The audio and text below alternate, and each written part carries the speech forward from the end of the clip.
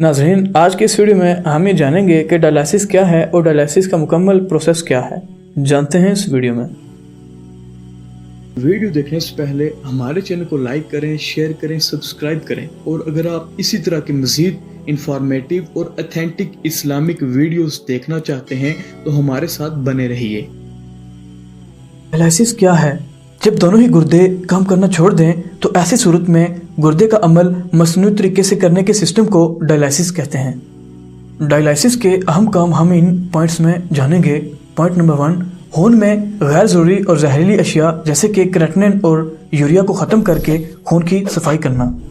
Number 2, बदन में जमाशुदा ज़्यादा पानी को निकालकर पानी की दुरुस्त मिकदार को बरकरार रखना। नंबर 3, गैर मुतवाज़न केमिकल जैसे सोडियम, पोटेशियम और बाइकार्बोनेट को दुरुस्त करना।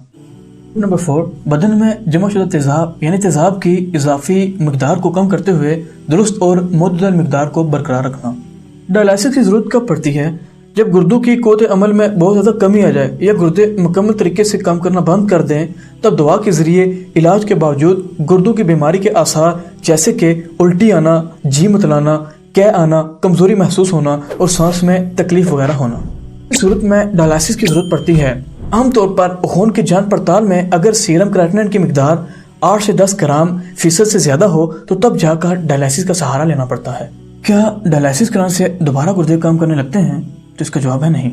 क्रॉनिक गुर्दे फेलियर के मरीजों में डायलिसिस करने के बाद भी गुर्दे दोबारा काम नहीं करते। ऐसे मरीजों में डायलिसिस गुर्दों के जरिए अमल का मुतबादल है और ठीक तबीयत रखने के लिए बाकायदा तौर पर हमेशा डायलिसिस कराना बहुत ही ज़रूरी होता है। अलबत्ता एक्यूट गुर्दे फेलियर के मरीजों में कुछ वक्त के लिए डायलिसिस कराने की ज़रूरत पड़ती है, क्योंकि ऐसे मरीजों के गुर्दे कुछ दिन के लिए काम करना शुरू कर देते हैं और बाद में इसे डायलिसिस या दवाई लेने की भी ज़रूरत नहीं पड़ती। डायलिसिस की 2 किस्में हैं। नंबर 1 हेमोडायलिसिस और नंबर 2 पेरिटोनियल डायलिसिस। हेमोडायलिसिस क्या है? इस किस्म के डायलिसिस में डायलिसिस मशीन के जरिए डायलाइजर में खून की सफाई की जाती है। नाज़रीन, अब चलते हैं डायलिसिस की दूसरी किस्म पेरिटोनियल डायलिसिस की तरफ। इस किस्म की डायलिसिस में पेट में एक खास किस्म की नली डालकर पेडी फ्लूइड की मदद से बदन में जमा शुदा फजला यानी गंदगी को ख़त्म कर दिया जाता है, उसकी सफाई की जाती है। इस किस्म की डायलिसिस में मशीन की ज़रूरत नहीं पड़ती। डायलिसिस के दौरान जिस्म से खून सुर्ख नाली से बाहर निकाला जाता है, फिर मशीन से इसे गुजारने के बाद दोबारा नीली नाली से दाखिल कर दिया जाता है।